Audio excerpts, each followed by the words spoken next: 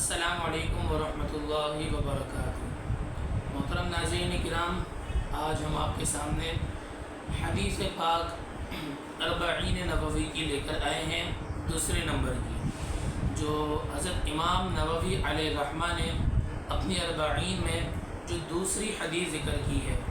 جیسا کہ کل ہم آپ کو بتا چکے تھے کہ جو 40 احادیث یاد کرتا ہے، حضور نبی کریم صلی اللہ علیہ وآلہ وسلم نے اس کے لیے بشارتیں ارشاد فرمائی ہیں، جن میں سے چند ایک بشارت یہ تھی کہ میں اس کا سفارشی بن جاؤں گا قیامت کے دن، اور ایک حدیث پاک میں تھا کہ میں اس کے لیے گواہ بن جاؤں گا، اور ایک اور حدیث پاک میں ہم نے سنا تھا کہ جس نے حضور نبی کریم صلی اللہ علیہ وسلم نے فرمایا کہ جس نے میرے قول کو سنا، اسے حفظ کیا اور اسے اسی طرح آگے پہنچایا جیسا اس نے سنا تھا، تو اللہ اس کو شاد و آباد رکھے، خوش رکھے۔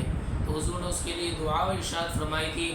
تو اسی مناسبت سے ہم احادیث طیبہ آپ کے سامنے ذکر کر رہے ہیں کہ آپ بھی اسے یاد کریں، ہم بھی اسے یاد کریں کہ اللہ رب العالمین ہمیں حضور کے اس فرمان کے صدقے میں ہماری دنیا اور آخرت کو سنوار دیں۔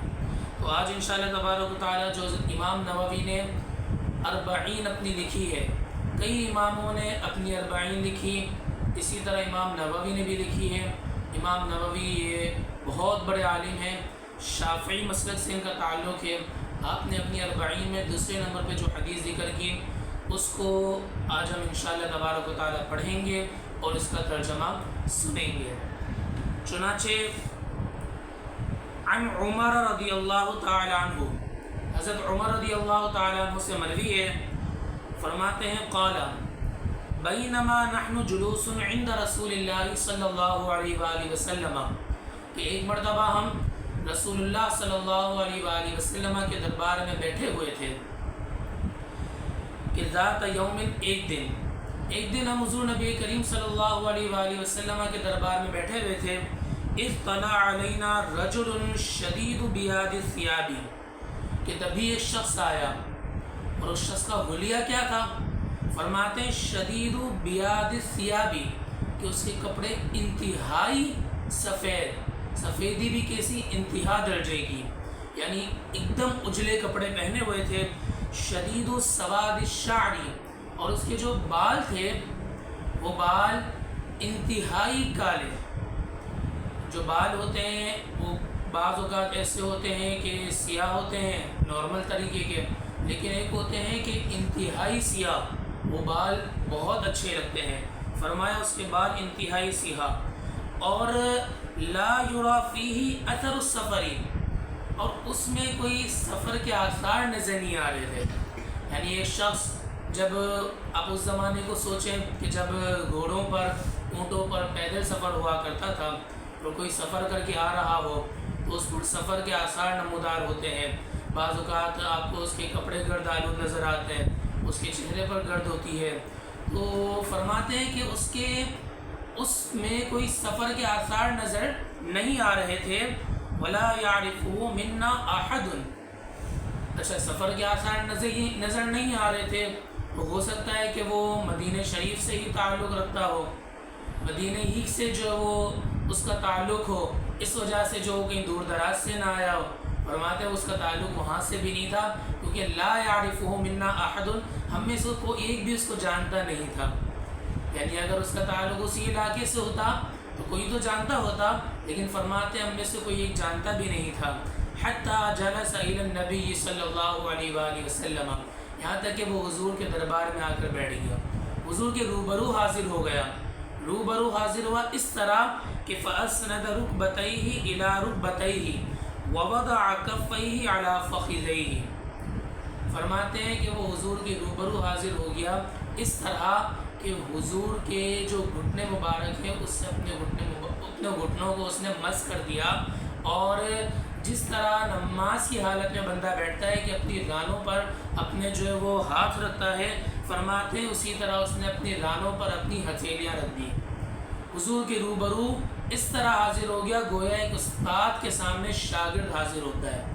فرماتے ہیں آگے کہ وقال، اور پھر کہنے لگا یا محمد اخبرنی عن الاسلام، کہ نبی کریم صلی اللہ علیہ وآلہ وسلم آپ کے نام نامی اسم گرامی کا اس نے ذکر کیا اور فرمایا اور کہنے لگا کہ اخبرنی عن الاسلام، کہ مجھے اسلام کے بارے میں بتائیے، کہنے لگا مجھے اسلام کے بارے میں بتائیے۔ تو حضور نبی کریم صلی اللہ علیہ وسلم نے ارشاد فرمایا۔ اب آپ دیکھیں اس کے اندر اس حدیث پاک میں جو اسلام کی بنیادی باتیں ان کا تمام کا ذکر ہے، اسلام کے ارکان، پھر اس کے بعد کیا کیا چیزیں ضروری ہیں اور ضروریات دین سے جو چیزیں تعلق ہے جن چیزوں کا، ان تمام کا اس حدیث پاک میں ذکر ہے۔ تو وہ کہنے لگے کہ یا رسول اللہ اخبرنی عن الاسلام، مجھے اسلام کے بارے میں بتائیے۔ تو رسول اللہ صلی اللہ علیہ وسلم نے ارشاد فرمایا، فقال رسول اللہ صلی اللہ علیہ وسلم الاسلام ان تشہد ان لا الہ الا اللہ وان محمد رسول اللہ۔ اسلام یہ ہے کہ تو گواہی دے۔ اسلام کیا ہے؟ اسلام یہ ہے کہ تو گواہی دے کہ اللہ اس کے سوا کوئی معبود نہیں، کوئی معبود نہیں سوائے اللہ کے، اس بات کی گواہی دے، اور اس بات کی گواہی دے کہ وَأَنَّ محمد رسول اللہ، کہ حضور والا وہ اللہ کے رسول ہیں، یعنی محمد صلی اللہ علیہ وسلم وہ اللہ کے رسول ہیں۔ پھر فرمایا وَتُقِيمَ الصَّلَاةَ، کہ یہ گواہی دے، اور دوسری چیز ارشاد فرمائی کہ نماز کو قائم کر، نماز کو قائم کرنا۔ اسلام کیا ہے؟ نماز کو قائم کرنا۔ تیسرے نمبر پہ چیز ارشاد فرمائی وَتُؤْتِيَ الزَّكَاةَ، اور زکوٰۃ ادا کرنا۔ چوتھے نمبر پہ چیز ارشاد فرمائی وَتَصُومَ رمضان، کہ رمضان کے روزے رکھنا۔ اور پانچویں نمبر پہ چیز ارشاد فرمایا وَتَحُجَّ الْبَيْتَ، کہ حج بیت اللہ کرنا، بیت اللہ کا حج کرنا۔ اور یہ بیت اللہ کا حج کب کیا جائے گا؟ فرمایا ان استطاعت الیہ سبیلا، کہ جب اس کی طرف تو کوئی راہ رکھے، یعنی جب تیری اتنی طاقت ہو کہ تو حج کرنے کی اب طاقت رکھتا ہے۔ حج کرنے کی طاقت رکھنے سے مراد یہ کہ تو اتنے پیسوں کا مالک ہو کہ جس سے تو سفر حج کر سکے، اور ساتھ ہی ساتھ اپنے گھر والوں کے لیے بھی اتنے پیسے چھوڑ کے جا سکے کہ جس سے ان کا گزارا ہو جائے۔ اگر تو اتنے پیسوں کی طاقت رکھتا ہے، اپنے پاس اتنا پیسہ رکھتا ہے، تو پھر حج ادا کرنا۔ یہ 5 چیزیں ہیں، توحید، نماز، روزہ، زکوٰۃ اور حج۔ فرمایا یہ 5 چیزیں اسلام ہیں، ان 5 چیزوں کو اسلام کہا۔ پھر فرمایا، راوی کہتے ہیں حضرت عمر رضی اللہ تعالیٰ عنہ کہ جب حضور نے یہ چیزیں ارشاد فرمائی تو سامنے والے شخص نے کہا قال صدقت، کہ آپ نے سچ کہا۔ حضرت عمر رضی اللہ تعالیٰ عنہ حیرت میں آ گئے، فرماتے فعجبنا لہ، کہ ہمیں اس کو بڑا تعجب ہوا کہ ایک شخص جب سوال کر رہا ہے تو سوال بھی کر رہا ہے اور سوال کا جواب پانے کے بعد اس کی تصدیق بھی کر رہا ہے۔ جب سائل کو چیز معلوم ہے تبھی تصدیق کر رہا ہے، تو اس بات پر ہمیں تعجب ہوا۔ فرماتے فعجبنا لہ یسألہ ویصدقہ، ہمیں بڑا تعجب ہوا کہ اس نے سوال بھی پوچھا اور پھر اس کی تصدیق بھی کی۔ پھر راوی کہتے ہیں کہ حضور نے پھر وہ کہنے لگا، وہ جو شخص آیا تھا جس کی یہ انہوں نے نشانی بتائی کہ بڑے زبردست اجلے کپڑے پہنے تھے، اور ساتھ ہی ساتھ وہ شخص بڑے سیاہ بال والا تھا، وہ کہنے لگا فاخبرنی عن الایمان، کہ اللہ کے محبوب آپ مجھے ایمان کے بارے میں بتائیے کہ ایمان کیا ہے۔ پہلے اسلام کے بارے میں پوچھا، پھر ایمان کے بارے میں پوچھا، پتہ لگا کہ یہ دونوں چیزیں الگ الگ ہیں۔ اسلام 5 اراکین اسلام کو حضور نبی کریم صلی اللہ علیہ وسلم نے اسلام سے تعبیر کیا، اور اس کے بعد ایمان فرمایا حضور نبی کریم صلی اللہ علیہ وسلم نے قال ان تؤمن باللہ وملائکتہ وکتبہ ورسلہ، یہ کہ تو اللہ پر ایمان لائے اور اس کے فرشتوں پر ایمان لائے اور اس کی کتابوں پر ایمان لائے اور اس کے رسولوں پر ایمان لائے، والیوم الآخر، اور آخرت کے دن پر ایمان لائے۔ ایمان کس کو کہتے ہیں؟ اللہ پر ایمان لانا۔ اللہ پر ایمان لانا اس کی پوری بحث ہے کہ اللہ کو کس طرح ماننا ہے کہ اللہ وحدہ لا شریک ہے، اس کا کوئی شریک نہیں، نہ اس کی ذات میں نہ صفات میں، وہ تمام صفات کمالیہ کا جامع ہے۔ اور اسی طرح اللہ تبارک و تعالیٰ وہ تمام صفات رذائل سے مستثنیٰ ہے، اس کے لیے تمام صفات وہ کیا ہیں؟ اس کے لیے تمام صفات رذیلہ وہ محال ہیں، اس کے لیے ثابت نہیں ہو سکتی۔ اور اسی طرح دیگر بہت سارے عقائد ہیں کہ جن کا جاننا ضروریات دین میں سے ہیں اللہ رب العالمین کے بارے میں۔ اسی طرح فرمایا کہ ان تؤمن باللہ و ملائکتہ، کہ فرشتوں پر ایمان لانا، کہ فرشتے وہ نوری مخلوق ہیں، اللہ کی بیٹیاں نہیں ہیں، جس طرح کے بعض لوگوں کا قول ہے جو اسلام سے پھر خارج ہو جاتے ہیں۔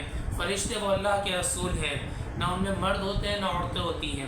فرمایا وہ کتبی، اور اللہ کی کتابوں پر ایمان لانا، کہ جتنی بھی آسمانی کتابیں ہیں اللہ تبارک و تعالیٰ کی طرف سے ہے، اور قرآن پاک اس کے احکام پر عمل کرنا اس وقت، ورسلہ، اور تمام رسولوں پر ایمان لانا، کہ جتنے بھی انبیاء اللہ رب العالمین نے بھیجے تمام کے تمام حق پر ہیں۔ اور رسولوں سے یہاں پر میں آپ کو بتا دوں کہ 1,24,000 یہ جو تعداد ذکر کی جاتی ہے، یہ تعداد معین کرنا درست نہیں۔ ہاں آپ یہ کہہ سکتے ہیں کم و بیش 1,24,000، یا یوں کہہ سکتے ہیں کہ جتنے بھی انبیاء اللہ رب العالمین نے اس دنیا میں مبعوث فرمائے، ہمارا ان تمام پر ایمان ہے۔ والیوم الآخر، اور آخرت کے دن پر ایمان لانا۔ اور اس کے بعد ارشاد فرمایا وَتُؤْمِنَ بِالْقَدْرِ خَيْرِهِ وَشَرِّهِ، اور تقدیر پر ایمان لانا۔ تقدیر چاہے اچھی ہو یا بری، خیر ہو یا شر، یہ اللہ کی جانب سے ہے۔ اگر کسی کے ساتھ کوئی اچھائی ہوتی ہے تو بھی اللہ رب العالمین ہی کی جانب سے ہے، اور کسی کے ساتھ اگر کوئی برا واقعہ پیش آتا ہے تو یہ بھی اللہ رب العالمین ہی کی جانب سے ہے۔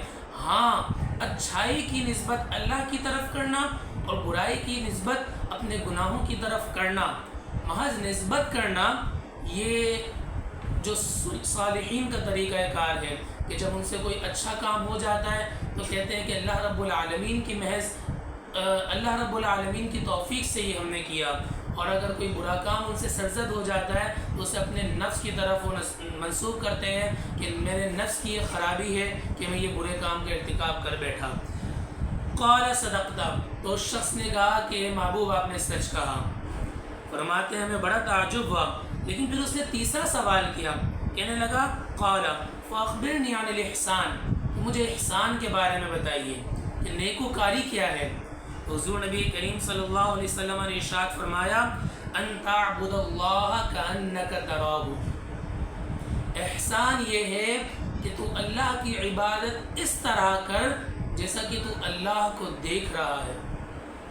آپ اس بات پر غور کیجئے گا، حضور فرما رہے ہیں کہ اللہ کی عبادت اس طرح کر جیسا کہ تو اللہ کو دیکھ رہا ہے، اور اگر فَإِن لَمْ تَكُنْ تَرَاهُ فَإِنَّهُ يَرَاكَ، کہ اگر آپ یہ تصور نہیں جما سکتے کہ آپ اللہ کو دیکھ رہے ہیں، اگر آپ کے اندر اتنی طاقت، اتنی ایبیلٹی نہیں ہے کہ آپ اس تصور کو جما سکیں کہ آپ اللہ کو دیکھ رہے ہیں، تو اس بات کا تو یقین کیجئے کہ اللہ تو آپ کو دیکھ رہا ہے۔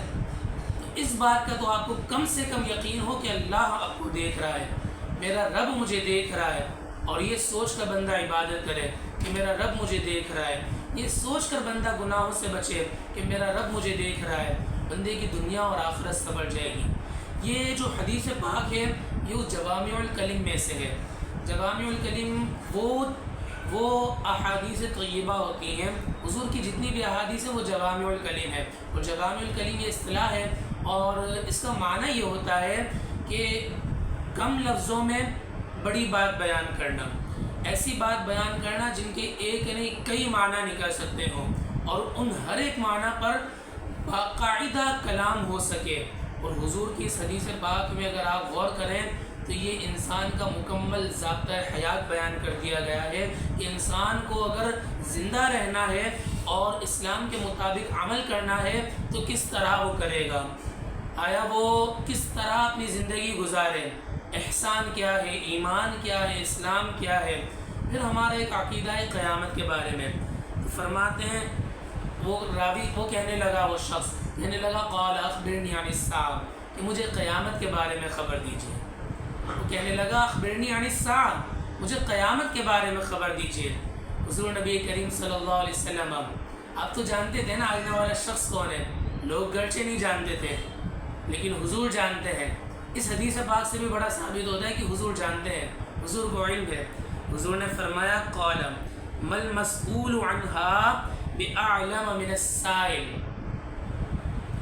کہ وہ جو مسئول عنہا ہے، جس کے بارے میں سوال کیا جا رہا ہے، فرماتے ہیں وہ مسئول سائل جو ہے وہ مسئول عنہا، جو سوال جس بارے میں کیا جا رہا ہے اس کے بارے میں سائل سے زیادہ نہیں جانتا۔